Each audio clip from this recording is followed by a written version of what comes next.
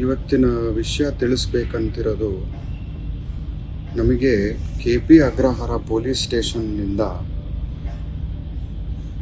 ಹಲವಾರು FIRಗಳನ್ನು ನಮ್ಮ ಮೇಲೆ, ಸುಳ್ಳು FIRಗಳನ್ನು ನಮ್ಮ ಮೇಲೆ ಫೈಲ್ ಮಾಡೋಕ್ಕಂಥದ್ದು ಒಂದು ನಿಮಗೆ ಬೆಳಕಿಗೆ ತರ್ತಿದ್ದೀನಿ.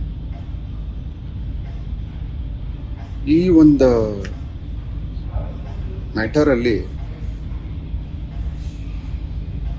KP ಅಗ್ರಹಾರ ಇನ್ಸ್ಪೆಕ್ಟರ್ ಗೋವಿಂದರಾಜು ಮತ್ತು ACP ಚಂದನ್ ಅವರು ಮತ್ತು ಇನ್ನೊಬ್ಬ ವ್ಯಕ್ತಿ ಮೋಹನ್ ಗೌಡ ಅಂತನವರು, ಇವರು ಮೂರೂ ಜನ ಸೇರಿ ನಮ್ಮ ಮೇಲೆ ಸುಳ್ಳು FIR ಅನ್ನು ದಾಖಲೆ ಮಾಡಿ ಹಲ್ಲೆ ಮಾಡಿ FIR ಅನ್ನು ಫೈಲ್ ಮಾಡ್ತಾರೆ. ನಮಗೆ ನೋಟಿಸ್ ಕೊಡೋದಿಲ್ಲ. ನೋಟಿಸ್ ಇಲ್ಲದೆ FIR ಫೈಲ್ ಮಾಡೋ 1-2 ಗಂಟೆ ಕೆಳಗೆ ಬಂದು ನಮಗೆ ಲಾಕ್ ಮಾಡಿಕೊಂಡು ಅದು ಕೋರ್ಟಿಗೆ ಸಬ್ಮಿಟ್ ಆಗೋಕ್ಕೂ ಮುಂಚೆನೇ ನಮ್ಮನ್ನು ಅರೆಸ್ಟ್ ಮಾಡ್ತಾರೆ.